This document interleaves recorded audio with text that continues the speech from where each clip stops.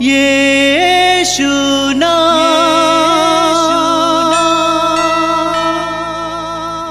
यीशु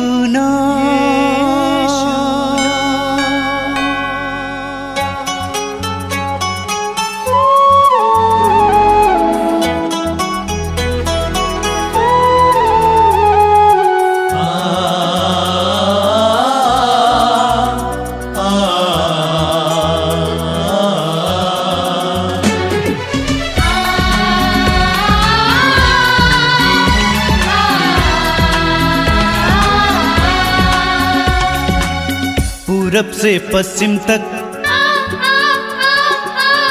उत्तर से दक्षिण तक,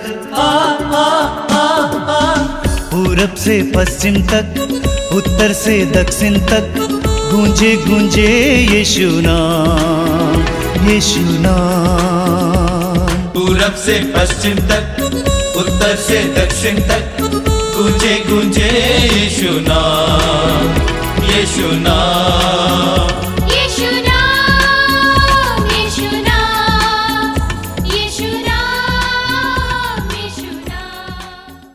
सबको जय यीशु।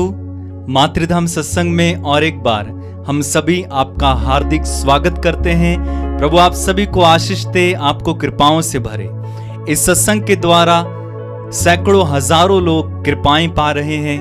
मैं विश्वास करता हूं प्रभु आज के सत्संग के द्वारा भी आपके जीवन में कार्य करेंगे, आपको आशीष देंगे, आपके जीवन में बहुतायत से कृपाएं बहाएंगे। बोलिए हालेलुया, हालेलुया, हालेलुया, हालेलुया। जब भी हम स्तुति करेंगे हालेलुया बोलेंगे, ऊंची आवाज से बोलिएगा hallelujah, hallelujah, hallelujah, hallelujah, hallelujah. Hallelujah. हर बार की तरह सबसे पहले हम प्रभु की स्तुति करेंगे, उसके बाद प्रभु के वचन को सुनेंगे और फिर आराधना और चंगाई प्रार्थना में भाग लेंगे। मैं आपसे निवेदन करता हूं पूरे सत्संग में भाग लीजिए और अन्य लोगों को भी जल्दी से शेयर कर देंगे ताकि दूसरे लोग भी इस प्रार्थना में जुड़ सके हमारे साथ और प्रभु की कृपाएं और आशीषें पा सकें। बोलिए हालेलुया, हालेलुया, हालेलुया, हालेलुया। यीशु की स्तुति हो, यीशु की स्तुति हो, यीशु की आराधना, यीशु की आराधना। Hallelujah, hallelujah, hallelujah. हालेलुया। हे प्रभु यीशु, हे प्रभु यीशु, इस सुंदर समय के लिए इस सुंदर समय के हम लिए आपको धन्यवाद देते हम हैं, आपको धन्यवाद आपकी देते हैं, स्तुति करते हैं, आपकी स्तुति करते आपकी हैं, आराधना करते आपकी हैं। आराधना करते तू हैं। महान है, तू महान है। हम तेरी आराधना करते हम हैं, तेरी आराधना करते तेरी हैं, महिमा करते हैं। तेरी महिमा करते हैं। Hallelujah, hallelujah, hallelujah, hallelujah, hallelujah. Hallelujah. मेरे पीछे दोहराएंगे, अपने ईश्वर का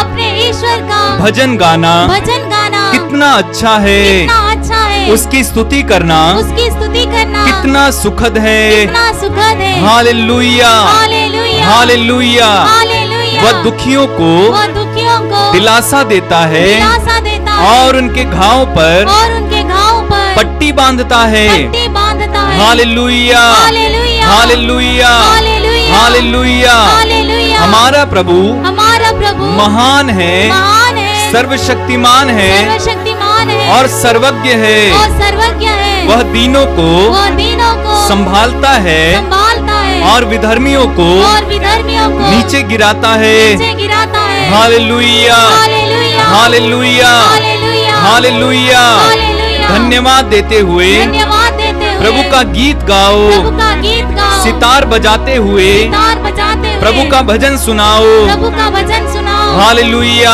हालेलुया। अपने हाथों को उठा के बोलिए हालेलुया, हालेलुया, हालेलुया।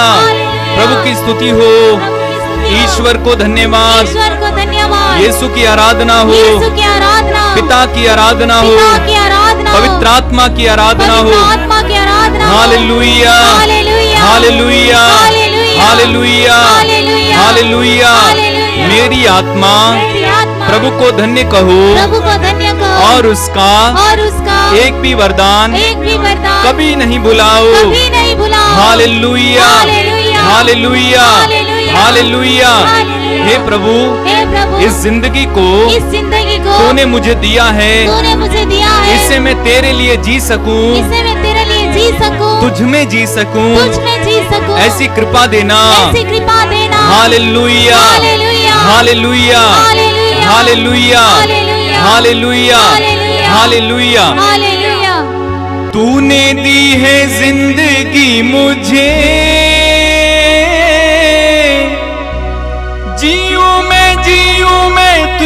ही।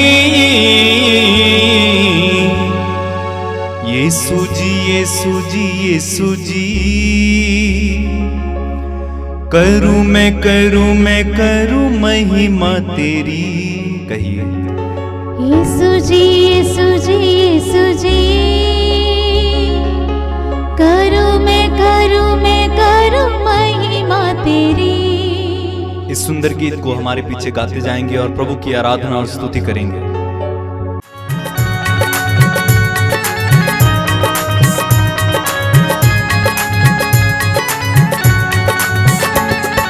यीशु जी यीशु जी यीशु जी, करूं मैं महिमा तेरी। यीशु जी यीशु जी यीशु जी, करूं मैं महिमा तेरी।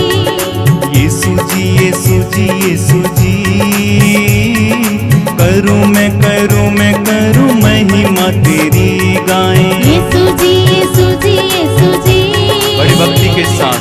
करूं मैं महिमा तेरी। तूने दी है जिंदगी मुझे, तूने दी है जिंदगी मुझे, तूने दी है जिंदगी मुझे। तूने दी है जिंदगी मुझे। जीऊं मैं तुझ में ही। यीशु जी यीशु जी यीशु जी, तालियां बजाते हुए करूं मैं महिमा तेरी। यीशु जी यीशु जी यीशु जी, करूं मैं महिमा तेरी। तूने दी है जिंदगी मुझे, तूने दी है जिंदगी मुझे, तूने दी है जिंदगी मुझे। तूने दी है जिंदगी मुझे। जीऊं मैं तुझ में ही। यीशु जी यीशु जी यीशु जी, करूं मैं महिमा तेरी। यीशु जी यीशु जी यीशु जी, करूं मैं महिमा तेरी। तू जो बोले दिन है, तू जो बोले रात है। तू जो बोले दिन है, तू जो बोले रात है। तू जो बोले दिन है, तू जो बोले रात है। तू जो बोले दिन है, तू जो बोले रात है। तू जो बोले दिन है, तू जो बोले रात है। तू जो बोले दिन है, तू जो बोले रात है। तू जो बोले बोलूं मैं वही। तू जो बोले बोलूं मैं वही। एक साथ मिलकर गाएं। यीशु जी यीशु जी यीशु जी, करूं मैं महिमा तेरी। गाएं यीशु जी यीशु जी यीशु जी, करूं मैं महिमा तेरी। तू मेरी जान है, मेरा ईमान है। तू मेरी जान है, मेरा ईमान है। तू मेरी जान है, मेरा ईमान है। तू मेरी जान है, मेरा ईमान है। तू मेरी जान है, मेरा ईमान है। तू मेरी जान है, मेरा ईमान है। तू मेरी हर खुशी, तू मेरी हर खुशी। एक साथ मिलके यीशु जी यीशु जी यीशु जी, करूं मैं महिमा तेरी। यीशु जी यीशु जी यीशु जी, करूं मैं महिमा तेरी। तूने दी है जिंदगी मुझे। तूने दी है जिंदगी मुझे। जीऊं मैं तुझ में ही। यीशु जी यीशु जी यीशु जी, करूं मैं महिमा तेरी। यीशु जी यीशु जी यीशु जी, करूं मैं महिमा तेरी। काम पूरा तूने सारा किया है। काम पूरा तूने सारा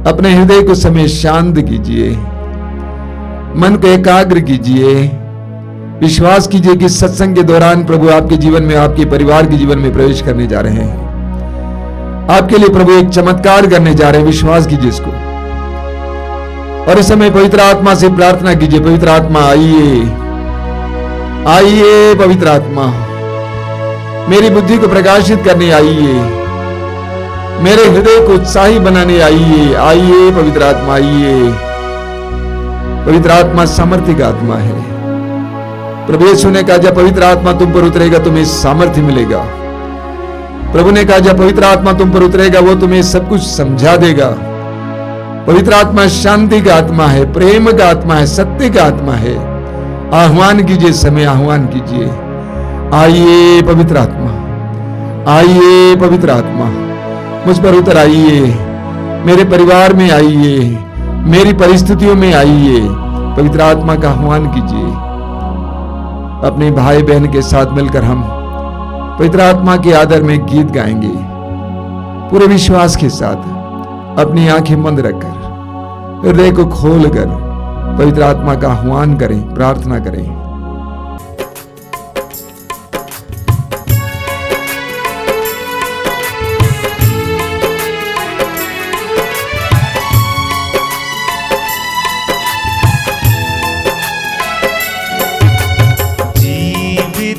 प्रभु की आत्मा मुझ में उतर आओ। जीवित प्रभु की आत्मा मुझ में उतर आओ। जीवित प्रभु की आत्मा मुझ में उतर आओ।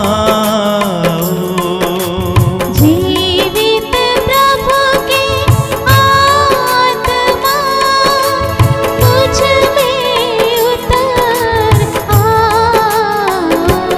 मुझे तोड़ दे, गला दे, नया मुझे बना दे। मुझे तोड़ दे, गला दे, नया मुझे बना दे। जीवित प्रभु की आत्मा मुझ में उतर आओ। जीवित प्रभु की आत्मा मुझ में उतर आओ। मुझे तोड़ दे, गला दे, अपना मुझे बना ले।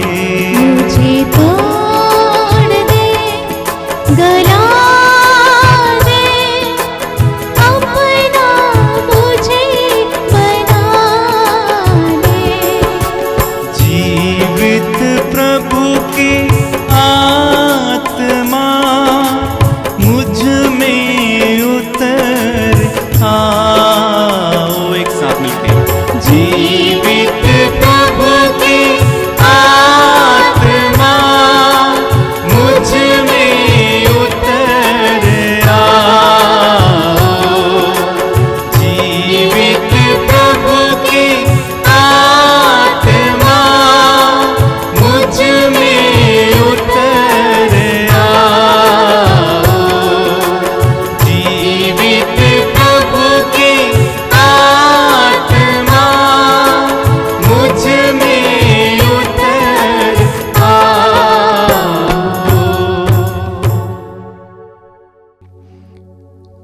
अपनी आंखें खोलें। सबको जय यीशु। मेरे प्रिय भाई और बहनों, मैं आपका हार्दिक स्वागत करता हूं इस सत्संग में। आपने ख्याल किया होगा कम से कम 30-35 मिनट का वचन है, उसके बाद आराधना है। प्रभु यीशु ने सुसमाचार की घोषणा की, साथ ही साथ चंगाई का कार्य भी किया। वचन और कार्य एक साथ जाते हैं। यही कारण है कि आप देखेंगे हमारे सारे कार्यक्रमों में पवित्र वचन के लिए स्थान दिया जाता है। जब हम पवित्र वचनों को सुनते हैं हमारी बुद्धि प्रकाशित हो जाती है, हमें ज्ञान मिलता है, हमें ईश्वरीय ज्ञान मिल जाता है, हमारी बुद्धि खुल जाती है, ईश्वर के मार्ग हमें पता चलता है। मैंने देखा है कि कई मसीही लोग कम वचन सुनना चाहते हैं, वे सिर्फ भक्ति के कार्य करना चाहते हैं। मैंने आपसे कई बार कहा है कि हमें प्रभु को सुनना है। You must listen to the lord. सिर्फ प्रार्थना करते मत रहिए, मांगते मत रहिए, प्रभु को सुनिए। प्रभु क्या जवाब देते हैं, आपकी परिस्थिति में प्रभु का क्या जवाब है, प्रभु की क्या सलाह है। इसलिए भक्ति करना काफी नहीं है, नो, उसके साथ साथ प्रभु के वचनों को सुनना अनिवार्य है। मैंने देखा है कि बहुत सारे मसीही लोग भी अंधविश्वासियों की तरह हैं। वे केवल भक्ति करते हैं और यहां से वहां भटकते रहते हैं। उनको प्रभु के वचन को भी सुनना अनिवार्य है। इसलिए आपने ख्याल किया होगा हर कार्यक्रम में वचन के लिए हम समय देते हैं ताकि हम प्रभु को सुने। बोलिए हालेलुया, हालेलुया, हालेलुया, हालेलुया। जब प्रभु अपने वचनों को सुनाते हैं तो उन वचनों के सामर्थ्य से, प्रभु के सानिध्य के सामर्थ्य से हमारे बीच में बहुत सारे चमत्कार और चिन्ह प्रकट होते हैं। हम जानते हैं प्रभु यीशु के सुसमाचार की घोषणा के समय भी वचन के साथ साथ चमत्कार और चिन्ह भी प्रकट होते थे। मैं आपके सामने कुछ साक्ष्य रखना चाहता हूं। भोपाल से एक बहन सिबिल्ला किस्पोटा, उन्होंने कहा है कि उनको बहुत दिनों से गैस की समस्या है, पेट में हमेशा परेशानी होती थी। पिछले रविवार को अर्थात 18 जुलाई को एक घोषणा हुई थी कि गैस की समस्या से प्रभु किसी को चंगा कर रहे हैं। उसी समय से आज तक उस बहन को पूरी तरह से चंगाई प्राप्त है। प्रभु ने उसको चंगा किया है। आइए हम उसके लिए प्रभु को धन्यवाद दें। Hallelujah, hallelujah, hallelujah, hallelujah, hallelujah. Jabalpur से फ्लोरा टर्की, उन्होंने कहा है कि उनको और उनके पति को गंभीर रूप से कोविड हो गया था। दोनों बहुत खतरनाक परिस्थिति में थे। इसके बावजूद उन्होंने प्रार्थनाओं के कार्यक्रमों में भाग लिया विश्वास के साथ, और प्रभु ने उनके जीवन में चमत्कार किया। वे आज पूरी तरह से ठीक हैं। इसके लिए हम प्रभु को धन्यवाद देते हैं। बोलिए हालेलुया, हालेलुया, हालेलुया। भुवनेश्वर से प्रांति नामक एक बहन ने कहा है कि उनके घर में, उनके परिवार में शांति नहीं थी, हमेशा शांति रहती थी। लेकिन उन्होंने कुछ दिनों से प्रभु के कार्यक्रमों में भाग लेना शुरू किए, प्रार्थनाओं में भाग लेना शुरू किए। आज उनके घर पर पूर्ण शांति है, मेल मिलाप है, एक दूसरे के प्रति सम्मान है। इसके लिए हम प्रभु को धन्यवाद देंगे। Hallelujah, hallelujah, hallelujah, hallelujah. Dumka से डॉक्टर रीना लकड़ा, उन्होंने कहा कि उनके पीएचडी के समय, स्टडी के समय, पढ़ाई के समय बहुत सारी बाधाएं थी, बहुत सारी समस्याएं थी, कॉम्प्लिकेशंस थे। लेकिन उन्होंने पूर्ण विश्वास के साथ आध्यात्मिक कार्यक्रमों में भाग लिया और उनकी सारी समस्याएं दूर हो गई और वो आज डॉक्टर हैं। उन्होंने पीएचडी की है। बोलिए hallelujah, hallelujah, hallelujah, hallelujah, hallelujah. Odisha से अंड्रीना नामक एक बहन, उन्होंने कहा कि कई दिनों से उनके शरीर में दर्द हुआ करता था, पूरा शरीर दर्द से परेशान था, दवा खाकर थक गए। लेकिन उन्होंने भी प्रभु के इन सारे कार्यक्रमों में भाग लिया। आज वो पूरी तरह से स्वस्थ हैं। बोलिए hallelujah, hallelujah, hallelujah, hallelujah. Jharkhand से रश्मि तिर्की, उनके 3 साल से उनके कमर के नीचे बाएं तरफ बहुत ज्यादा दर्द होता था, चलना फिरना बहुत मुश्किल होता था। उन्होंने रक्ताभिषेक प्रार्थना में विश्वास के साथ भाग लिया। उसी दिन प्रभु ने उसको चंगा किया, आज वो पूरी तरह से अच्छी हैं। बोलिए hallelujah, hallelujah, hallelujah, hallelujah, hallelujah. Ranchi से आशा पूनम करके एक युवती बोल रही हैं कि उनकी मां की मृत्यु के बाद उनको डिप्रेशन हो गया था, वो किसी से बात नहीं करती थी। लोग परेशान थे, रिश्तेदार परेशान थे, परिवार के लोग परेशान थे। उन्होंने विश्वास के साथ आध्यात्मिक कार्यक्रमों में भाग लेना शुरू किया, साथ ही साथ उन्होंने प्रार्थना शुरू की। आज आशा पूरी तरह से ठीक है, उसके लिए वो धन्यवाद देती हैं प्रभु को। बोलिए हालेलुया, हालेलुया, हालेलुया, हालेलुया। इसी तरह बहुत सारे लोगों को प्रभु ने बहुत सारी कृपाएं दी है। कई लोगों ने हमें बताया है कि उनको कोविड का रोग था, गंभीर रूप से बीमार पड़े हुए थे, लेकिन प्रभु ने उनको प्रार्थना के दौरान चंगा किया है। बोलिए हालेलुया, हालेलुया, हालेलुया। मेरे प्रिय भाई और बहनों, सुसमाचारों में हम पढ़ते हैं कि प्रभु यीशु चमत्कारी थे। प्रभु यीशु चारों ओर घूम घूम कर पवित्र आत्मा के सामर्थ्य से चमत्कार और चिन्ह प्रकट करते थे। योहन के सुसमाचार के अनुसार प्रभु यीशु का पहला चमत्कार योहन अध्याय 2 में हम पढ़ते हैं, काना नामक नगर में एक परिवार में हुआ था, वो भी एक विवाह के प्रसंग में। काना नगर के विवाह के प्रसंग में प्रभु यीशु ने योहन के सुसमाचार के अनुसार पहला चमत्कार किया और उस परिवार की इज्जत को बचा लिया। एक जबरदस्त प्रतीक है। प्रभु यीशु परिवारों में जाया करते थे, घरों में जाया करते थे, लोगों को सुसमाचार सुनाया करते थे, मुक्ति का एहसास किया करते थे। यहां पर हम पढ़ते हैं कि प्रभु यीशु ने काना नगर के उस परिवार की इज्जत को बचाने के लिए एक चमत्कार किया, जल को अंगूरी में बदल दिया। आज मैं विश्वास करता हूं समस्त संसार में परिवारों को बचाने के लिए, परिवारों की इज्जत बचाने के लिए मानव पुत्र संसार के मुक्तिदाता यीशु को ऐसे बहुत सारे चमत्कार करने की आवश्यकता है। पिछले 2-3 सप्ताह से मेरे पास कई केसेस आ रहे हैं, या तो सीधे आश्रम पहुंच रहे हैं या टेलीफोन के द्वारा बता रहे हैं। युवा दंपति तलाक के कगार पर हैं,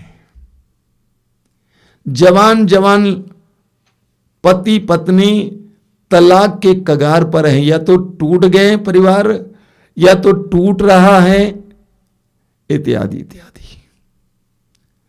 मेरे दिल में बहुत पीड़ा होती है जब पवित्र संबंध, ये पवित्र रिश्ता जो सैकड़ों या हजारों लोगों के सामने जोड़ा गया है, जब वो टूट जाता है तो दिल में दर्द होता है। इसलिए मैंने सोचा युवा दंपतियों के लिए कुछ व्यवहारिक बातें आज रखूं। 7 बातें मैं आपके सामने रखना चाहता हूं, पूरी तरह से व्यवहारिक है। 7 बातें। सबसे पहली बात यह है कि विवाह एक संस्कार है। विवाह एक संस्कार है। कैथोलिक कलीसिया में 7 संस्कार माने जाते हैं। उन 7 संस्कारों में एक संस्कार है विवाह। संस्कार का मतलब क्या है? संस्कार वे माध्यम हैं जिसके द्वारा हम प्रभु की विशेष और प्रचुर कृपा का अनुभव करते हैं। विवाह एक संस्कार है। विवाह कोई बिजनेस कॉन्ट्रैक्ट नहीं है। विवाह कोई पार्ट टाइम कमिटमेंट नहीं है। विवाह एक आजीवन समर्पण है। इसलिए जब गिरजाघरों में विवाह होता है तो दंपति एक दूसरे के हाथ को थामते हैं और कहते हैं, दुख में सुख में जीवन पर्यंत मैं आपका जीवन साथी बना रहूंगा, मैं आपकी जीवन संगनी बनी रहूंगी। आजीवन संबंध है और विवाह एक संस्कार है और इस विवाह के द्वारा दंपतियों को कृपा मिलती है। पति अपने रिश्ते को बनाए रखते हुए एक अच्छे पति के रूप में, ईमानदार पति के रूप में, एक ईमानदार पिता के रूप में भूमिका निभाता है तो उसको प्रभु की विशेष कृपा मिलती है। जब पत्नी एक अच्छी और ईमानदार पत्नी के रूप में, एक ईमानदार मां के रूप में अपनी भूमिका को निभाती है तो उसको प्रभु की विशेष कृपा मिलती है। आसान नहीं है, आसान नहीं है, कठिन है। पति की कमजोरियों को झेलना, जीवन भर झेलना कठिन है। पत्नी की कमजोरियों को जीवन भर झेलना कठिन है। एक दूसरे की कमियों को नजरअंदाज करना कठिन है। लेकिन इस बात को जानिए, जहां ज्यादा कठिनाई वहां ज्यादा प्रतिफल, जहां ज्यादा कठिनाई वहां ज्यादा प्रतिफल होता है। पारिवारिक जीवन जीना, दाम्पत्य जीवन जीना ईमानदारी के साथ बहुत कठिन है, विशेष करके आज के जमाने में। और जितनी कठिनाई, मैंने कहा, उतना प्रतिफल। उस जीवन को जीते हुए आप कृपा को बटोर सकते हैं। प्रभु ने हमें परिवार छोड़ के जाने को नहीं सिखाया है। प्रभु ने हमें जंगल जाने को नहीं सिखाया है। मैंने देखा कई मसीही लोग भी अपने पारिवारिक जिम्मेदारियों को छोड़कर सुसमाचार के प्रचार प्रसार में लग जाते हैं, सामाजिक सेवा में लग जाते हैं। ये सरासर गलत है। ऐसे लोगों के लिए संत पौलुस तिमोथी के पहले पत्र के अध्याय 8 में कहते हैं, जो अपने संबंधियों की, विशेषकर अपने निजी परिवार की देखरेख नहीं करता, वह विश्वास को त्याग चुका और अविश्वासी से भी बुरा है। देखिए कितनी गहरी बात है। पौलुस कहते हैं, जो अपने संबंधियों की, विशेषकर अपने निजी परिवार की देखरेख नहीं करता, वह विश्वास को त्याग चुका और अविश्वासी से भी बुरा है। तो सबसे पहली बात जो मैं आपसे कहना चाहता हूं वो यह है, विवाह एक संस्कार है, एक पवित्र संबंध है जिसके द्वारा आप कृपा इकट्ठा कर सकते हैं। दूसरी बात, आपको अपनी मां बाप से और विवाह के समय जो आशीर्वाद प्राप्त हुआ है उसको अपने बच्चों को देना आपका परम कर्तव्य है। उत्पत्ति ग्रंथ के अध्याय 1 वाक्य 28 में हम पढ़ते हैं कि प्रभु ईश्वर ने प्रथम दंपति कौन थे, आदम और हेवा को आशीर्वाद दिया, कहा कि फलो फूलो। ईश्वर ने आदम और हेवा को आशीर्वाद दिया।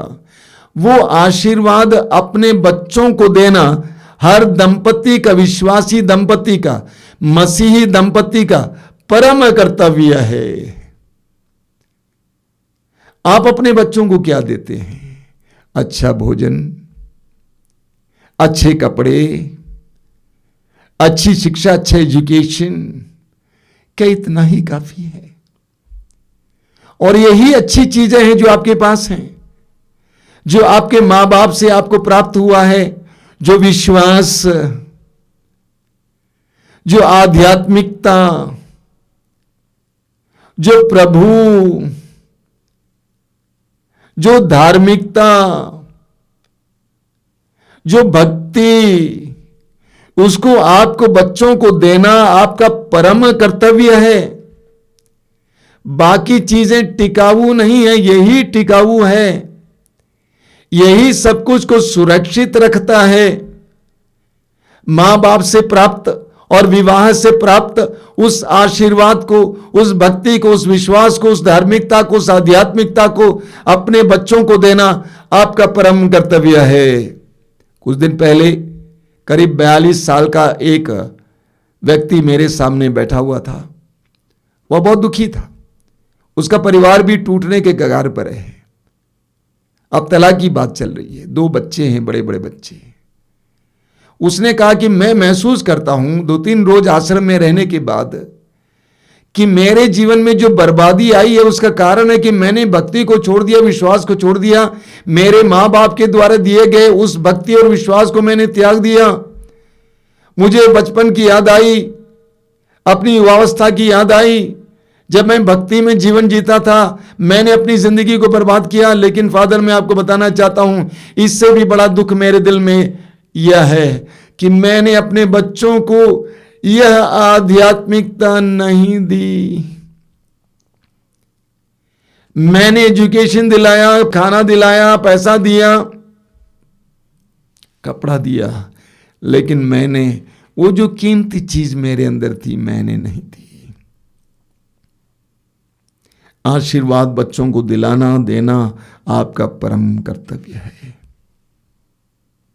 तीसरी बात है, विवाह 2 व्यक्तियों का रिश्ता है जरूर, वर वधू का, पति पत्नी का। लेकिन हमारे परिवेश में, भारत के परिवेश में, यह मात्र 2 व्यक्तियों का रिश्ता नहीं है, बल्कि 2 परिवारों का भी रिश्ता है। यह एक सच्चाई है जिसको आपको जानना जरूरी है। हमारे लिए विवाह 2 व्यक्तियों का ही रिश्ता नहीं है, बल्कि 2 परिवारों का भी रिश्ता है। इसलिए व्यक्तियों के मेल के साथ साथ परिवारों का भी मेल होना जरूरी है। आप उत्पत्ति ग्रंथ के अध्याय 24 में पढ़ेंगे, जब इब्राहिम बूढ़ा हो चला था और उस समय इब्राहिम ने अपने प्रिय नौकर को बुलाया और उससे कहा कि तुम अपना हाथ मेरे जांघ के नीचे रखो और ये वायदा करो कि हम कानानियों के बीच रहते हैं, लेकिन मेरे पुत्र इसहाक के लिए तुम कानानियों से कोई कन्या नहीं ढूंढोगे पत्नी के रूप में। तुम मेरे पूर्वजों के यहां जाओगे और वहां से एक कन्या ढूंढ के लिए आओगे। वायदा कराया, एक बहुत गहरी बात है। उसी तरह उत्पत्ति ग्रंथ के अध्याय 28 में आप पढ़ेंगे, इसहाक जब बूढ़ा हो चला था, उसने अपने पुत्र याकूब को बुलाया, उससे कहा कि बेटा, हम लोग कनानियों के बीच में रहता हूं, मैं जानता हूं कि यहां पे भी बहुत सारी अच्छी अच्छी कन्याएं हैं, लेकिन तुम यहां से कोई कन्या अपनी पत्नी के रूप में ग्रहण नहीं करोगे। तुम अपने ननिहाल चले जाओगे, वहां से तुम्हारे पूर्वजों के यहां से एक कन्या को लोगे। आप इसको धार्मिक कट्टरवादिता कह सकते हैं, बिल्कुल नहीं। ये मेल की बात है, तालमेल की बात है, यह व्यावहारिकता की बात है। विवाह के समय दोनों परिवार को देखना जरूरी है।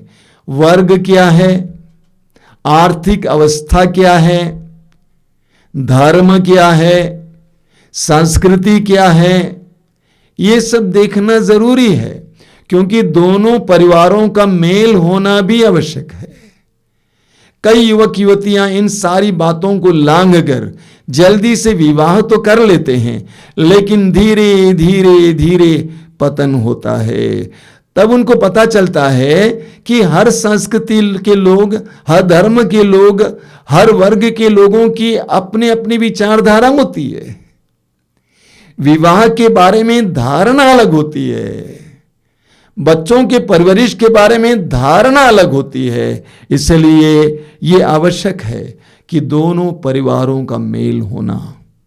मैंने कहा विवाह 2 परिवारों का भी रिश्ता है, इसलिए दोनों परिवारों को साथ ले चलना आवश्यक है। मैं आपको उन बातों को समझा रहा हूं जहां पर विवाह टूट रहे हैं। अभी कुछ दिन पहले एक युवती मेरे सामने आई, उसकी 3 साल की बच्ची है।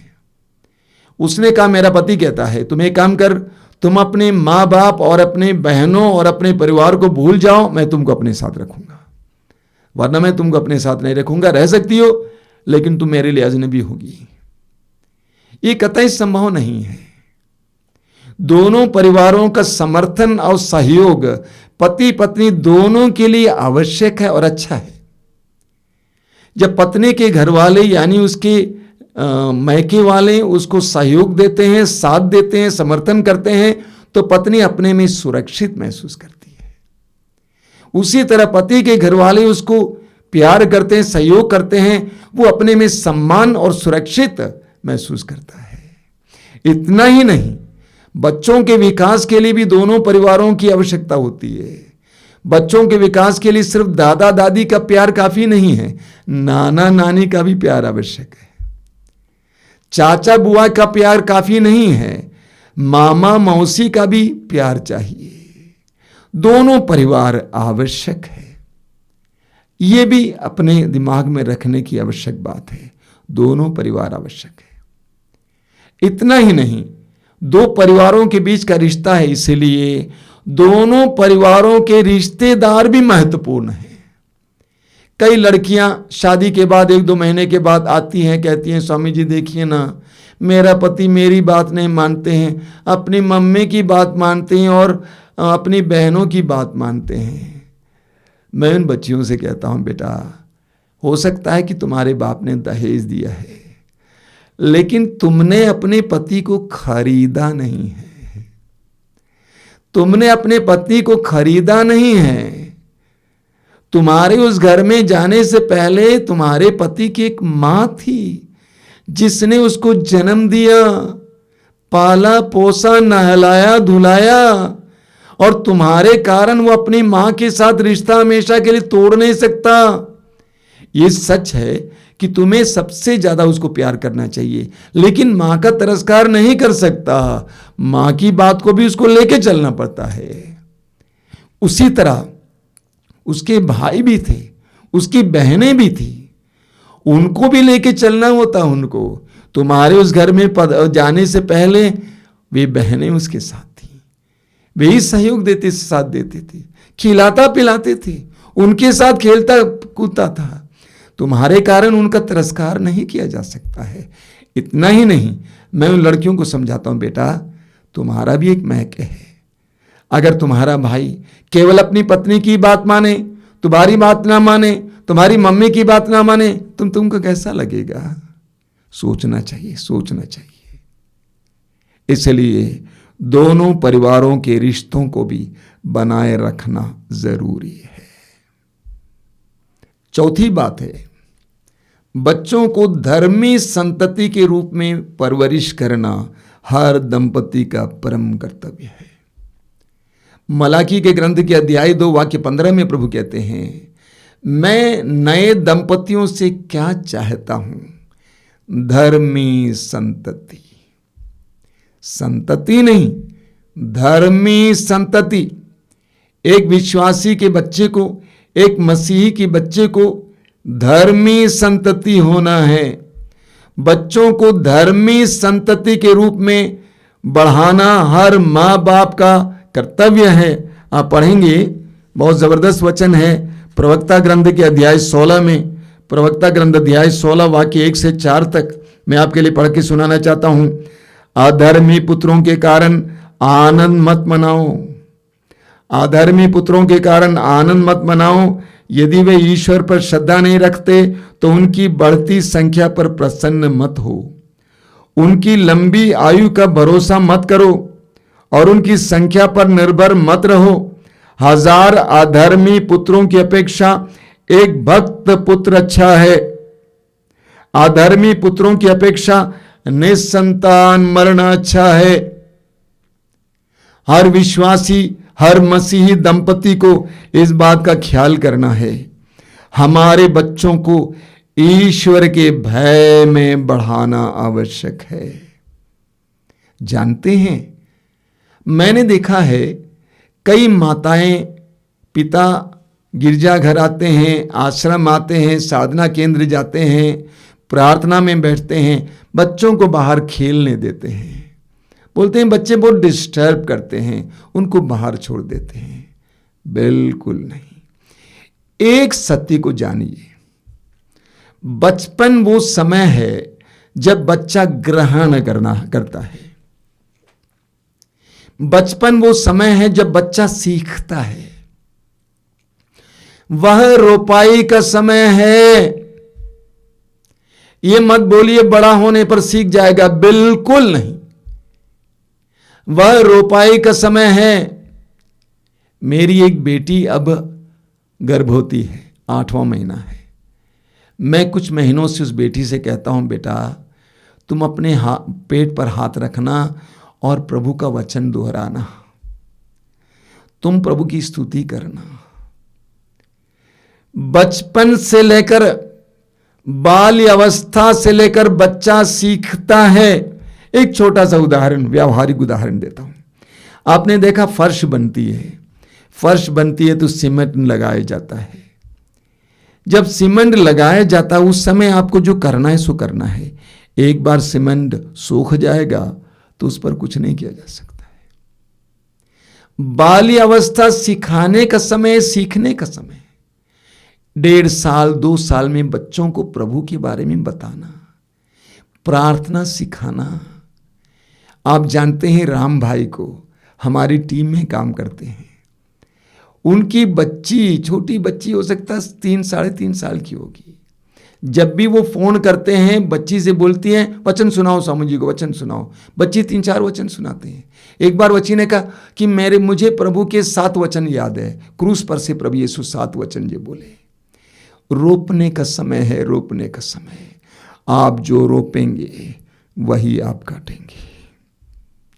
बचपन के समय बच्चों को पालन पोषण कीजिए, उनको प्रार्थना सिखाइए, भक्ति दीजिए।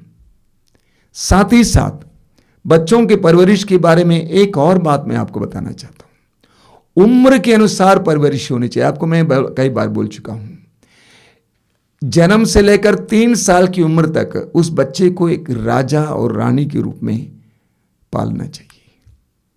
वो एक राजा है, रानी है। उसको दुख ज्यादा मत देना, पीटना, मारना, ये सब नहीं करना। लेकिन 3 साल के बाद छड़ी का इस्तेमाल होना चाहिए, सिखाना चाहिए, दुख सहने देना चाहिए, ज्यादा नहीं, थोड़ा सा। 4 साल के बाद उसको नौकर की तरह रखना चाहिए, ऐसे बताया जाता है, साइकोलॉजिस्ट बताते हैं। सिखाना चाहिए। तीसरी बात, बच्चों के परवरिश के बारे में, कम से कम 2 बच्चे होने चाहिए। सरकार कुछ भी कहे, that is a different thing. मानव विकास की आवश्यकता को लेते हुए मैं कहता हूं कम से कम 2 बच्चे होने चाहिए। 3 साल पहले बहुत दूर से राजस्थान से एक मसीही परिवार आश्रम आया था, काफी बड़ी समस्या लेके। एक दंपति हैं, दोनों काम करते हैं और उनका एक ही बेटा है, बेटा बेटी दोनों मिला के एक ही बेटा। 15-16 साल का लड़का, इंग्लिश मीडियम स्कूल में पढ़ रहा है, कोई कमी नहीं है, लेकिन मानसिक रूप से बीमार है। वो डिप्रेशन में है, वो किसी से बात नहीं करता, घर से बाहर जाना नहीं चाहता है। मैंने अपना हाथ उस बेटे के कंधे पे लगाया और पूछा, बेटा तुमको एक छोटी बहन चाहिए थी ना, एक छोटा भाई चाहिए था ना। उसने मुझे बहुत इच्छा के साथ देखा और मुस्कुराया। मैंने उसके माँ बाप से पूछा आपके कितने बच्चे हैं? यही एक है। मैंने पूछा क्यों? नहीं हो सकता था कि आप लोग नहीं चाहते थे? बोले हम लोग नहीं चाहते थे। क्यों? हमने सोचा हमारे लिए एक ही काफी है, एक ही काफी है। अच्छा है, आपके लिए एक ही काफी है, लेकिन उस बच्चे के लिए एक और की जरूरत थी। उस बच्चे को एक साथी की जरूरत है, एक बहन की जरूरत है, एक भाई की जरूरत है, जिसके साथ वो खेलें। वरना रोज वही बोरियत, वही माँ बाप का चेहरा, वही डांट फटकार, वही पढ़ो पढ़ो पढ़ो, यही सब चीजें ऊब जाता है, डिप्रेशन आ जाता है। एक बालक को स्वस्थ बालक इंसान के रूप में बढ़ने के लिए कम से कम एक और साथी की जरूरत है। जब वो देना सीखेगा, प्यार करना सीखेगा, एक भाई से, एक बहन से कैसे प्यार करना है यह सीखेगा। अगली बात है मेरे प्रिय युवा दंपतियों, समयानुसार आपकी भूमिका बदल जाती है। समय के अनुसार आपकी भूमिका बदल जाती है। पहले आप फ्रेंड थे, उसके बाद वर वधू बने, उसके बाद दंपति पति पत्नी बने, और जब बच्चा आ जाता है तो आप मां बाप बन जाते हैं। भूलना नहीं चाहिए, डोंट फॉरगेट। पति पत्नी आपस में लड़ते हैं, मेरा तेरा, मेरा तेरा, मेरा तेरा। नहीं भैया, अब तुम मां बाप हो, अब तुम मां बाप हो। अपनी भूमिका को जानना जरूरी है। पति पत्नी आपस में एक दूसरे के प्रति जो जिम्मेदारी है, जो आवश्यकताएं हैं, मानसिक और शारीरिक आवश्यकताएं हैं, उसको निभाते हुए दोनों मिलकर माता पिता की भूमिका निभाएंगे। बच्चे होने के बाद आपसी मतभेद भूल जाएंगे, परिवार के लिए जिएंगे, बच्चों के लिए जिएंगे। समस्या तब खड़ी हो जाती है और तलाक की बात तब होती है जब मेरा तेरा होता है। समाप्त हो गया, एक बच्चा मिल गया हमारा। He should be the attention. बच्चे के आने के बाद पति के लिए पत्नी के लिए वही ध्यान का केंद्र होना चाहिए, ना कि पति के लिए पत्नी और पत्नी के लिए पति। दोनों का केंद्र, ध्यान का केंद्र बच्चा होना चाहिए, तब आपका परिवार अच्छी तरह से बढ़ेगा। एक बात का ख्याल करना, इस बात का ख्याल करना, इस बात के बारे में सोचना कि हम अपने परिवार और पारिवारिक जीवन को कैसे बचाएं। जितने भी दंपति तलाक की बात करते हैं, तलाक के लिए सोचते हैं, वे परिवार के लिए नहीं सोचते हैं। एक बात मैं खुलेआम कहूंगा, बच्चा होने के बाद आप दोनों को तलाक की बात तक करने का हक नहीं है, हक नहीं है। बच्चा कहां जाएगा? बच्चे को आजीवन एक बाप और एक मां की आवश्यकता है। बच्चा होने के बाद तलाक की बात सोचना ही अपराध है। दोनों को दुख सहकर भी उस बच्चे के लिए और परिवार के लिए जीने की जरूरत है। बोलिए हालेलुया, हालेलुया, हालेलुया, हालेलुया। अगली बात है, बच्चे आपसे बात से ज्यादा आपसे जीवन से सीखते हैं। बच्चे आपसे बात से ज्यादा आपके जीवन से सीखते हैं। आप क्या समझाते हैं ये बच्चा शायद ही पालन करता होगा, लेकिन आपके जीवन से सीखता है। इसीलिए एफेसियों के पत्र के अध्याय 6 वाक्य 4 में संत पौलुस कहते हैं, पिताओं से कहते हैं कि पिताओं प्रभु की तरह शिक्षा और उपदेश दिया करें बच्चों को। प्रभु ने कैसे शिक्षा दी? करके दिखाया। प्रभु ने शिष्यों के पैरों को धोया और कहा इसी तरह तुम एक दूसरे के पैर धो। प्रभु ने क्रूस पर से अपने बैरियों को माफ किया और इसी तरह प्यार करो जैसे मैंने प्यार किया। मां बाप के आचरण को बच्चे देखते हैं, ना कि उनकी बात को ज्यादा सुनते हैं, आचरण को देखते हैं। एक दूसरे का सम्मान करना सीखिए।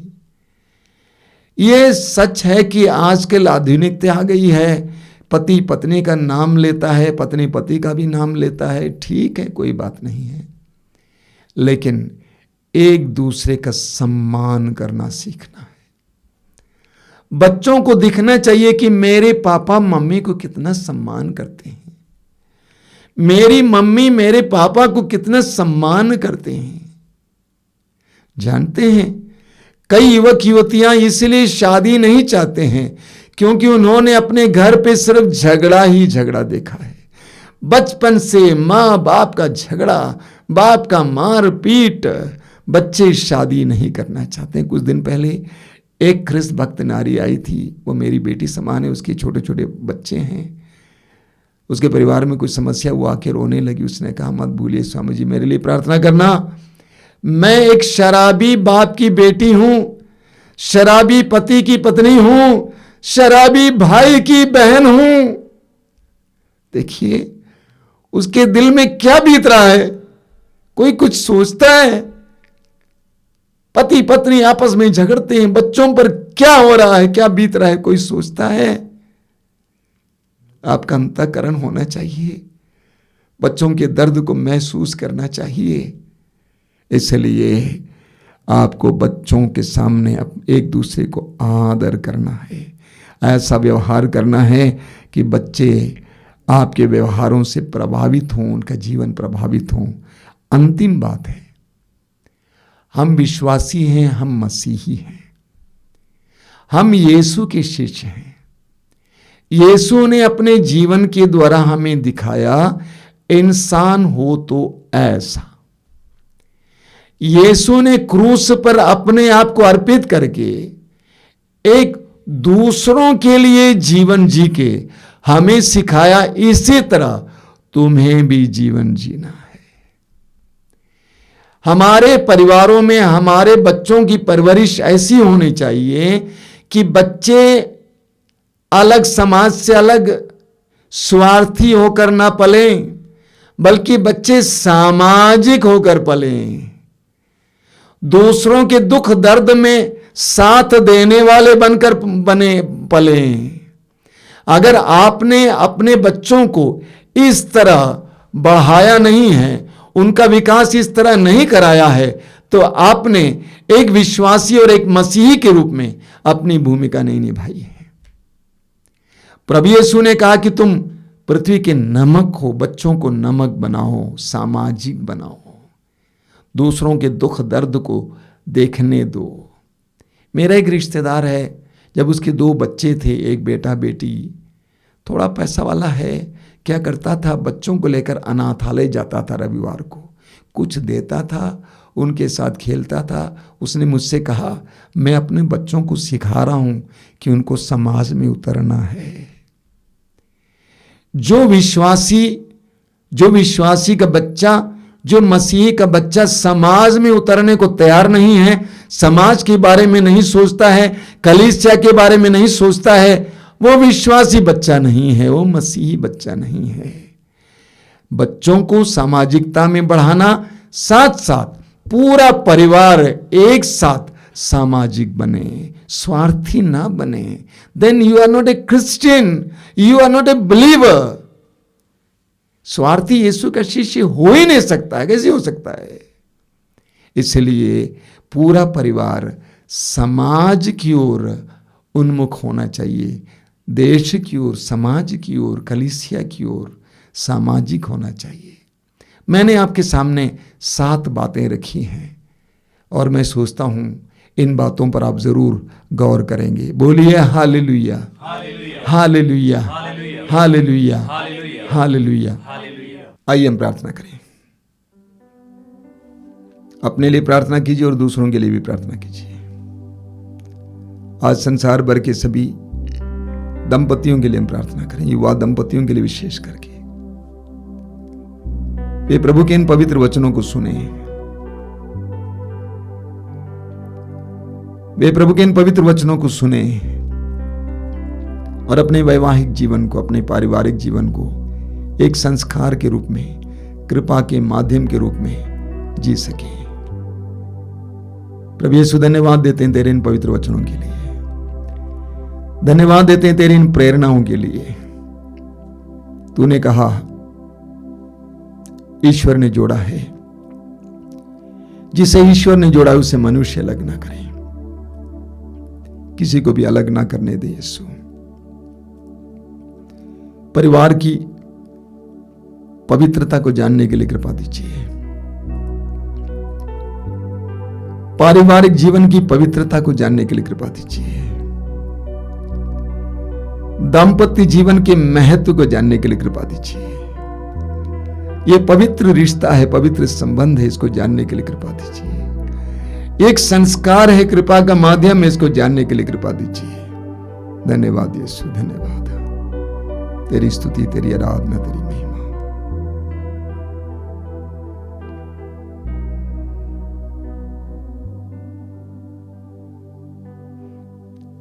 मैं जानता हूं कि आप में से कई लोग युवा नहीं हैं। आपसे अनुरोध करूंगा, इस कार्यक्रम को अधिक से अधिक आपके जान पहचान के युवा दंपति मित्रों या बच्चों को दें, उसका शेयर करें। अभी तुरंत आराधना है, आराधना में हम युवा दंपतियों के लिए विशेष प्रार्थना करेंगे।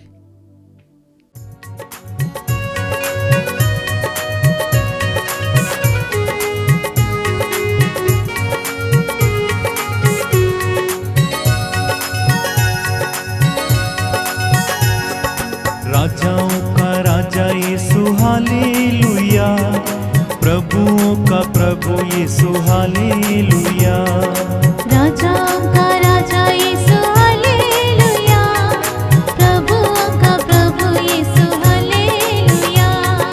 राजाओं का राजा यीशु हालेलुया, प्रभुओं का प्रभु यीशु हालेलुया।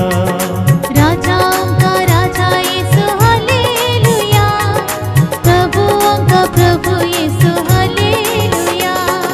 जीवन देने वाला यीशु हालेलुया, जीवन देने वाला यीशु हालेलुया, जीवन देने वाला यीशु हालेलुया। जीवन देने वाला यीशु हालेलुया। मुक्ति देने वाला यीशु हालेलुया। मुक्ति देने वाला यीशु हालेलुया। एक साथ मिलके। राजाओं का राजा यीशु हालेलुया, प्रभुओं का प्रभु यीशु हालेलुया। राजाओं का राजा यीशु हालेलुया, प्रभुओं का प्रभु यीशु हालेलुया। शांति देने वाला यीशु हालेलुया, शांति देने वाला यीशु हालेलुया। शांति देने वाला यीशु हालेलुया। गाएं। शांति देने वाला यीशु हालेलुया। शक्ति देने वाला यीशु हालेलुया। शक्ति देने वाला यीशु हालेलुया। एक साथ मिलके। राजाओं का राजा यीशु हालेलुया, बड़ी खुशी के साथ प्रभुओं का प्रभु यीशु हालेलुया। प्रभु यीशु हमारे बीच में आ रहे हैं। राजाओं का राजा यीशु हालेलुया, प्रभुओं का प्रभु यीशु हालेलुया। ऊंची आवाज में गाकर स्वागत करें। राजाओं का राजा यीशु हालेलुया, प्रभुओं का प्रभु यीशु हालेलुया। चंगा करने वाला यीशु हालेलुया, चंगा करने वाला यीशु हालेलुया। चंगा करने वाला यीशु हालेलुया। चंगा करने वाला यीशु हालेलुया।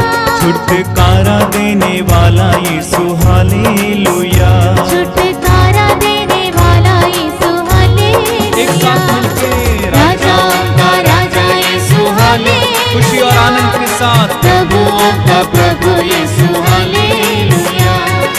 राजाओं का राजा यीशु हालेलुया, प्रभुओं का प्रभु यीशु हालेलुया। आनंद देने वाला यीशु हालेलुया। आनंद देने वाला यीशु हालेलुया। आनंद देने वाला यीशु हालेलुया। आनंद देने वाला यीशु हालेलुया। आत्मा देने वाला यीशु हालेलुया। आत्मा देने वाला यीशु हालेलुया। एक साथ तालियां बजा के। राजाओं का राजा यीशु हालेलुया, प्रभुओं का प्रभु यीशु हालेलुया। राजाओं का राजा यीशु हालेलुया, प्रभुओं का प्रभु यीशु हालेलुया। प्यार करने वाला यीशु हालेलुया। गाएं। प्यार करने वाला यीशु हालेलुया। प्यार करने वाला यीशु हालेलुया। प्यार करने वाला यीशु हालेलुया। माफ करने वाला यीशु हालेलुया।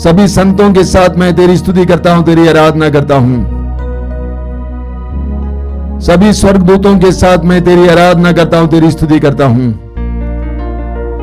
मैं विश्वास करता हूं और इस समय घोषित करता हूं, इस परम प्रसाद में, इस संस्कार में तेरी उपस्थिति है। तेरी कृपा हमारी ओर बह रही है, तेरा प्रकाश हमारी ओर बह रहा है।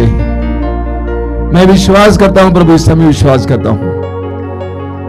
मैं विश्वास करता हूं कि मेरे सारे पाप तेरे अनंत प्रेम के सामने तुच्छ है, नगण्य है, कुछ नहीं है।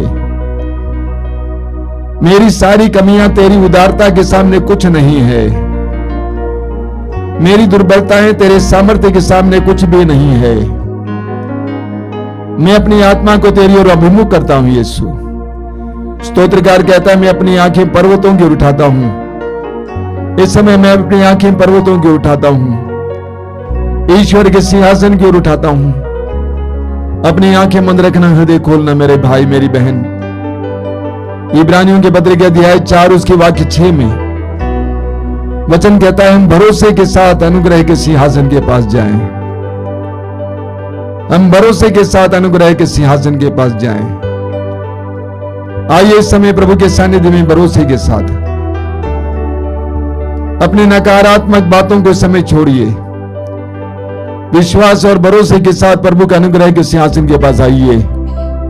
He loves you, वो आपको प्यार करते हैं। उसने आपको भूला नहीं, आपको छोड़ा नहीं है, वो आपको छोड़ नहीं सकते हैं।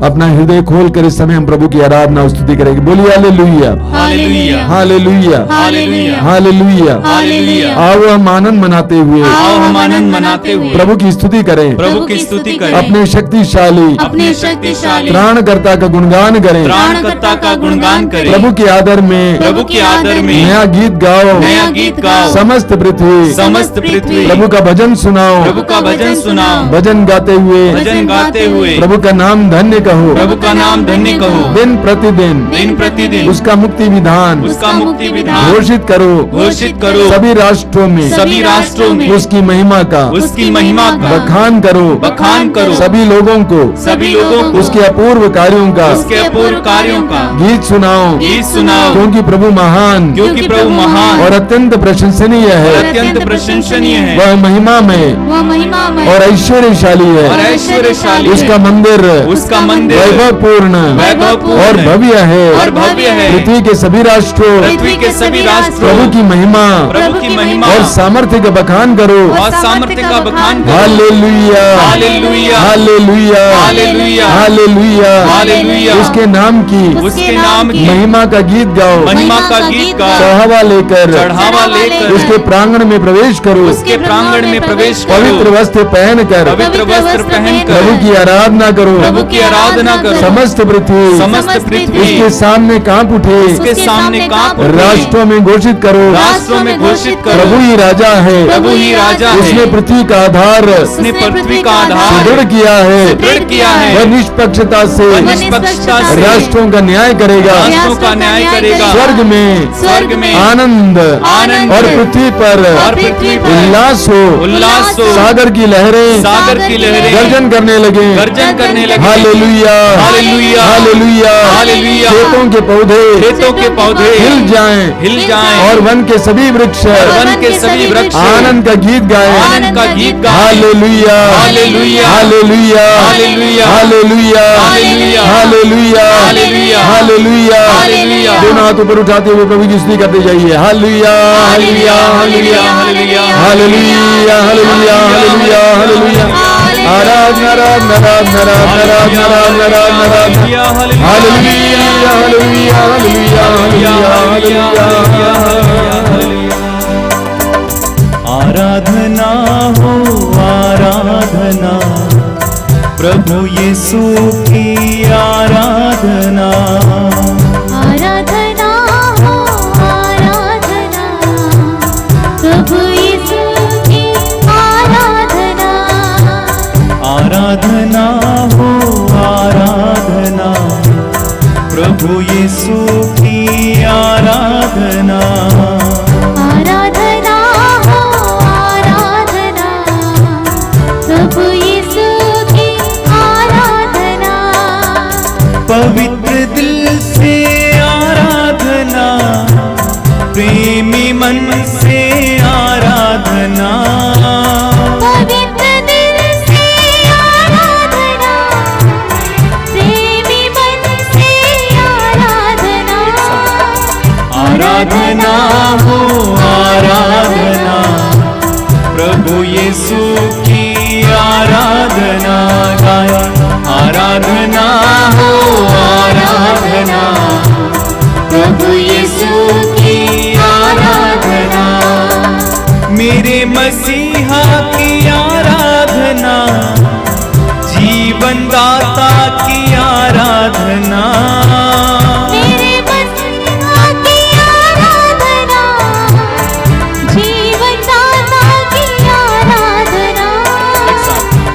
आराधना हो आराधना, प्रभु यीशु की आराधना, आराधना हो आराधना, सारे हृदय से प्रभु यीशु की आराधना, दूतों के संग आराधना, स्तुति प्रशंसा आराधना, दूतों के संग आराधना, स्तुति प्रशंसा आराधना, आराधना हो आराधना, प्रभु यीशु की आराधना, आराधना हो आराधना, प्रभु यीशु की बार बार गाइए, आराधना हो आराधना,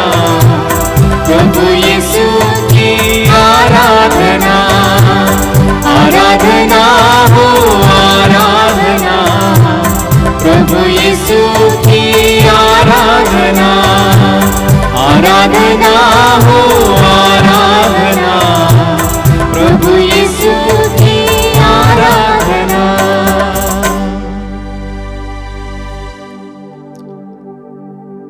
अपनी आंखें खोलें मेरे प्रिय भाई और बहनों। आज के पवित्र वचन में हमने दाम्पत्य जीवन के बारे में, पति पत्नी के रिश्ते के बारे में, परिवार के बारे में कुछ गंभीर बातों पर मनन कर रहे थे। हम उत्पत्ति ग्रंथ के अध्याय 1 वाक्य 28 में पढ़ते हैं, ईश्वर ने प्रथम दंपति आदम और हेवा को आशीर्वाद दिया और कहा कि फलो फूलो। ईश्वर ने आदम और हेवा को आशीर्वाद दिया। विवाह ईश्वर के द्वारा निर्धारित एक योजना है, एक संस्था है, एक संस्कार है। दाम्पत्य जीवन ईश्वर की योजना है। पति पत्नी का रिश्ता ईश्वर की योजना के अंतर्गत है। इसलिए प्रभु यीशु ने मत्ती के सुसमाचार के अध्याय 19 उसके वाक्य 6 में कहा, जिसे ईश्वर ने जोड़ा है उसे मनुष्य अलग ना करे। जिसे ईश्वर ने जोड़ा है उसे मनुष्य अलग ना करे। विवाह ईश्वर के द्वारा जोड़ा गया पवित्र रिश्ता है। विवाह और दाम्पत्य जीवन या पति पत्नी का रिश्ता ईश्वर के द्वारा जोड़ा गया एक पवित्र रिश्ता है, एक बिजनेस कॉन्ट्रैक्ट नहीं है, एक पवित्र रिश्ता है। आप पढ़ेंगे तोबीत के ग्रंथ के अध्याय 7 वाक्य 11 में सारा के पिता रागुएल तोबीत के बेटे तोबियस से कहता है, बेटा तुम्हारा विवाह स्वर्ग में निर्धारित किया गया है। तुम्हारा विवाह स्वर्ग में निर्धारित किया गया है, ईश्वर के सानिध्य में निर्धारित किया गया है। तुम दोनों को विवाहित होते हुए ईश्वर ने देखा है। एक बहुत गंभीर बात है, अक्सर लोग हल्के से लेते हैं। आप पढ़ेंगे मलाकी के ग्रंथ के अध्याय 2 वाक्य 14 में प्रभु कहते हैं, तुम्हारा ईश्वर तुम्हारे और तुम्हारी युवावस्था में ब्याही तुम्हारी पत्नी का साक्षी है। वचन कहता है कि विवाह का ईश्वर साक्षी है। विवाह के समय साक्षियों का दस्तखत लिया जाता है। यहां पवित्र वचन कहता है कि पति पत्नी के रिश्ते का साक्षी स्वयं ईश्वर है। एफेसियों के पत्र के अध्याय 5 वाक्य 32 में संत पौलुस कहते हैं, पति पत्नी का यह रिश्ता यह एक महान रहस्य है और इसकी तुलना मसीह और कलीसिया से की जाती है। विवाह एक महान रहस्य है, वचन कहता है। दाम्पत्य रिश्ता एक महान रहस्य है। इसलिए इब्रानियों के पत्र के अध्याय 13 वाक्य 4 में संत पौलुस कहते हैं, आप लोगों में विवाह सम्मानित और दाम्पत्य जीवन अदूषित हो। आप लोगों में विवाह सम्मानित और दाम्पत्य जीवन अदूषित हो। आप लोगों में विवाह मजाक ना हो, एडजस्टमेंट ना हो, बल्कि वो सम्मानित हो। वो पवित्र रिश्ता है, वो पवित्र संबंध है। मलाकी का ग्रंथ अध्याय 2 वाक्य 16 में प्रभु कहते हैं, प्रभु इस्राएल का ईश्वर ये कहता है, मैं तलाक से घृणा करता हूं। विश्व मंडल का प्रभु ये कहता है, मुझे उससे घृणा है जो एक पत्नी से अन्याय करके दूसरी के साथ गांठ जोड़ता है। अतः अपने ही जीवन की सुरक्षा करने के लिए इस तरह विश्वासघात ना करो। परिवार ईश्वर का जोड़ा हुआ पवित्र रिश्ता है। इसकी पवित्रता, गंभीरता को सबको समझना चाहिए। मेरे प्रिय भाई और बहनों, हम में से अधिकतर लोग युवा नहीं हैं, लेकिन हमें परिवारों के लिए निरंतर प्रार्थना करने की जरूरत है। परिवारों की सुरक्षा के लिए निरंतर प्रार्थना करने की जरूरत है। अपने बेटी या बेटी की शादी करा दी, आपकी जिम्मेदारी समाप्त नहीं होती है। माता पिताओं, आपको निरंतर उनके लिए प्रार्थना करनी है कि उनकी शादी बनी रहे, उनका दाम्पत्य जीवन सुखमय हो, उनका पारिवारिक जीवन अच्छा हो। इसके लिए निरंतर प्रार्थना करनी चाहिए। मैंने देखा कई मां बाप अपनी बहुओं के बारे में अपने बेटों के कानों को बुराइयां भर देते हैं और इस तरह उस बेटे और बहू के रिश्ते को नारकीय बना देते हैं। उनका रिश्ता टूटने को होता है, उसके लिए मां बाप जिम्मेदार हैं। यह अपराध है, पाप है, क्योंकि उन दोनों के बीच का साक्षी स्वयं ईश्वर है। कुछ मां बाप अपनी बेटियों को बराबर अपने घर पे बुलाते हैं और इस तरह अनावश्यक सहयोग देकर वे उस बेटी को उसके ससुराल और उनके रिश्तों से तोड़ देते हैं। ये पाप है, अपराध है, क्योंकि हर विवाह का साक्षी स्वयं ईश्वर है। आज हमें उन सभी के लिए प्रार्थना करने की जरूरत है। हमें निरंतर प्रार्थना करनी है और प्रयास करना है कि कैसे उनके परिवार बच जाएं। और मेरे प्रिय युवा भाई बहनों, आप नव विवाहित होंगे, 4-5 साल के विवाहित होंगे, अपने परिवार को बचाने के लिए निरंतर प्रार्थना करने की जरूरत है कि शक और अन्य प्रकार की चीजें आपके परिवार को ना तोड़ें। आइए हम प्रार्थना करें। इस समय परिवारों के लिए हम प्रार्थना करेंगे, एक गीत गाते हुए प्रार्थना करेंगे। हम प्रार्थना करेंगे प्रभु यीशु से, हम प्रार्थना करेंगे संत यूसुफ और मां मरियम से, नाजरत के उस पवित्र परिवार के मालकिन और सदस्य यीशु से, कि उस परिवार की तरह हमारे परिवारों को पवित्र बनाए। एक बहुत सुंदर गीत है, उसको भी हमारे भाई बहन गाएंगे, हम उसको प्रार्थना बनाएंगे। सभी लोग अपने दोनों हाथों को खुला रखेंगे, अपनी आंखें बंद रखेंगे। इस गीत के साथ जुड़कर हम लोग प्रार्थना करेंगे कि प्रभु हमारे परिवारों को स्वस्थ रखना, हमारे परिवारों को दृढ़ रखना, हमारे परिवारों को टूटने नहीं देना, शैतान के हर प्रकार की प्रलोभन से हमारे परिवारों को बचा के रखना, हर प्रकार के बंधन से बचा के रखना।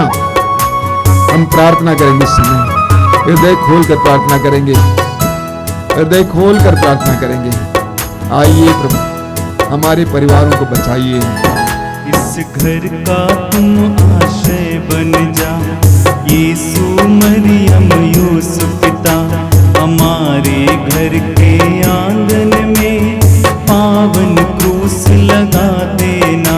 इस घर का तुम आश्रय, यीशु मरियम यूसुफ पिता, हमारे घर के आंगन में पावन क्रूस लगा देना।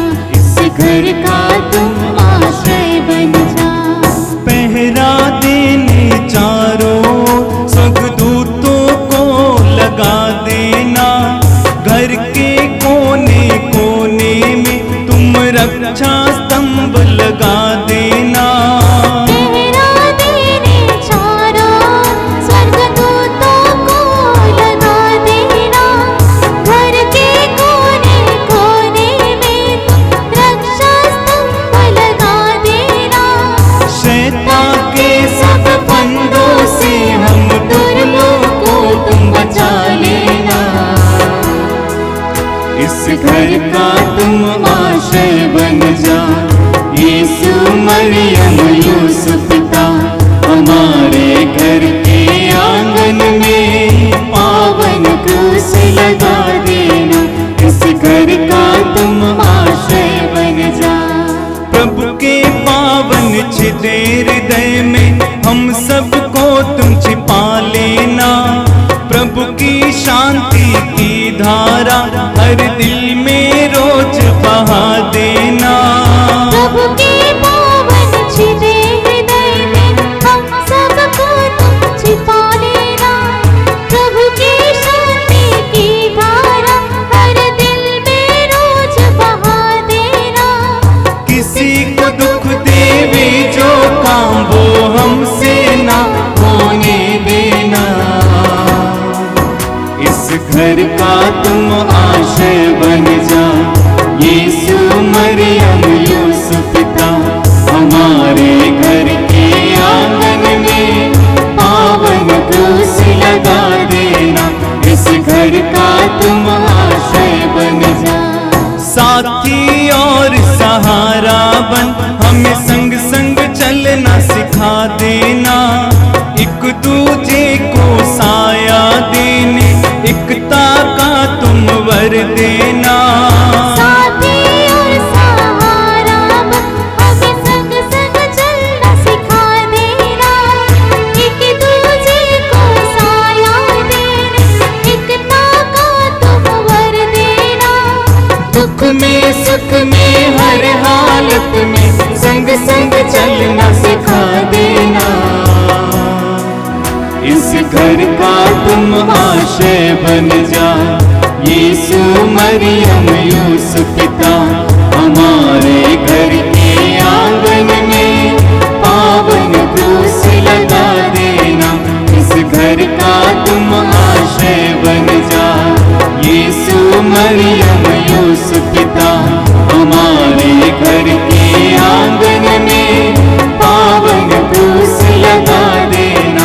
इस घर का तुम आश्रय बन जा। हम हृदय खोलकर इस समय सभी नव दंपतियों के लिए, युवा दंपतियों के लिए प्रार्थना करेंगे। सभी परिवारों के लिए प्रार्थना करेंगे जो टूट रहे हैं, टूटने के कगार पर हैं। हम सभी युवा दंपतियों के लिए प्रार्थना करेंगे। हम प्रार्थना करेंगे उन परिवारों के लिए जो टूट रहे हैं या टूटने के कगार पर हैं या टूट चुके हैं। हम प्रार्थना करेंगे प्रभु उन पर दया करना, उन्हें एक दूसरे को समझने की कृपा देना, एक दूसरे की कमी का नजरअंदाज करने की कृपा देना, उनके बच्चों के कारण, बच्चों के नाम पर अपनी भिन्नताओं को भूलने की कृपा देना, आपसी मतभेद को भूलने की कृपा देना, अपने बच्चों के लिए जीने के लिए कृपा देना, एक दूसरे के प्रति जो नफरत है, जो घृणा है, उसको दूर करने के लिए कृपा देना, एक दूसरे की कमी को क्षमा करने के लिए कृपा देना, एक दूसरे को गले से लगाने के लिए कृपा देना। यीशु की तरह जिसने संसार को गले से लगाया, जो पाप में था, उसी तरह उनको गले से लगाने के लिए कृपा देना। जिनका पति बेईमान है, जिसकी पत्नी बेईमान है, एक दूसरे को स्वीकार करने के लिए कृपा देना। आइए हम अपने दोनों हाथों को स्वर्ग की ओर उठाएंगे, स्वतंत्र रूप से एक साथ प्रार्थना करेंगे, रो रो कर प्रार्थना करेंगे इस समय। हालेलुया हालेलुया हालेलुया हालेलुया, दयालु यीशु दया कर। हालेलुया हालेलुया, तेरे असीम प्रेम में, तेरे अनंत प्रेम में तेरे बच्चों को जोड़िए, तेरे बच्चों को जोड़िए, तेरे बच्चों को जोड़िए, तेरे बच्चों को जोड़िए। Hallelujah hallelujah hallelujah hallelujah hallelujah hallelujah hallelujah. Hallelujah hallelujah hallelujah hallelujah hallelujah hallelujah hallelujah hallelujah hallelujah hallelujah hallelujah hallelujah. धन्यवाद यीशु। मैं विश्वास करता हूं कि इस समय तो बहुत सारे दंपतियों के मनों को परिवर्तित कर रहा है, उनको फिर एक दूसरे से जुड़ने के लिए कृपा दे रहा है। आई बिलीव लॉर्ड, मैं विश्वास करता हूं यीशु। धन्यवाद यीशु, धन्यवाद।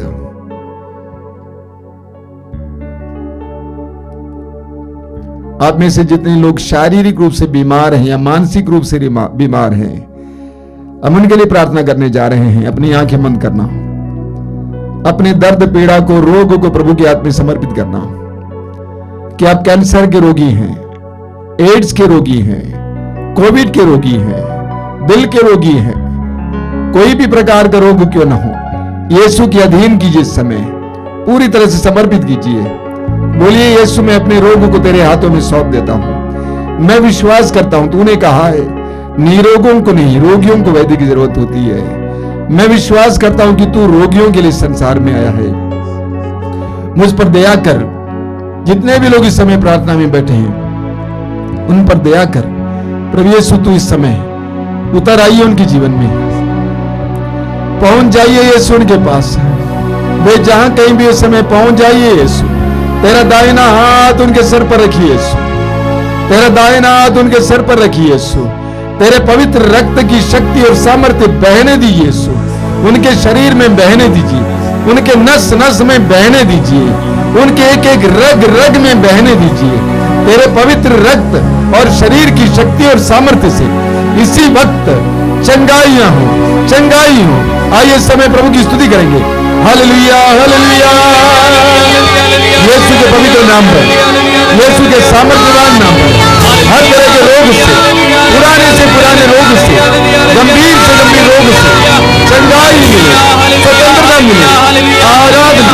हालेलुया हालेलुया हालेलुया, चंगाई चंगाई चंगाई चंगाई चंगाई चंगाई चंगाई चंगाई चंगाई चंगाई चंगाई चंगाई। Hallelujah hallelujah hallelujah hallelujah hallelujah hallelujah hallelujah hallelujah hallelujah. बार बार उल्टी होना, बार बार उल्टी होना, कई लोगों को इस समय प्रभु यीशु चंगाई दे रहे हैं। बार बार उल्टी होना, भोजन करने के तुरंत बाद उल्टी उल्टी सा लगता है। कई भाई बहनों को प्रभु यीशु चंगाई दे रहे हैं। धन्यवाद देना, प्रभु को स्वीकार करने समय चंगाई। कान के अंदर बराबर खुजली होना, परेशान रहते हैं, कान के अंदर बराबर खुजली, दवा डाल के भी थक गए हैं। यीशु ने आपको सुना है, आपके दर्द को देखा है, आपको इस समय चंगाई दे रहे हैं। साक्षी सुनाना।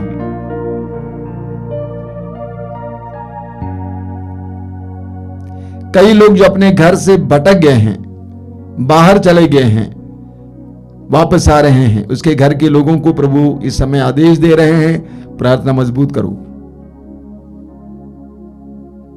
अभी तुरंत आशीर्वाद है, उससे पहले मैं आपको साक्षी आपको बताना चाहता हूं कि हर रविवार को सत्संग होगा 12 बजे से, और हर रोज सुबह रोज की रोटी 5 बजे, और मिस्सा बलिदान 6:30 बजे, दोपहर को करुणा माला 3 बजे, रात को 9 बजे आराधना, कृपा धारा और जबरदस्त प्रार्थना। आप इन सारी प्रार्थनाओं में भाग लेना। और हर मंगलवार को शाम को 5 बजे युवाओं के लिए विशेष कार्यक्रम युवा तरंग। हर शुक्रवार को शाम को 7 बजे पवित्र रक्ताभिषेक प्रार्थना, और हर रविवार को यह सत्संग, साथ ही साथ रविवार को मिस्सा बलिदान सुबह 5 बजे। इन सारे कार्यक्रमों में भाग लीजिए, प्रभु की आशीष पाइए। जो लोग तेल और पानी लाए हैं इस समय अपने हाथ में उठा के पकड़ेंगे, प्रभु से प्रार्थना करेंगे, प्रभु इसे शुद्ध और पवित्र कीजिए। जो भी इसको धारण करे, गहन करे, उनको चंगाई मिले, आशीर्वाद मिले, बंधनों से आजादी मिले। आइए हम प्रार्थना करेंगे।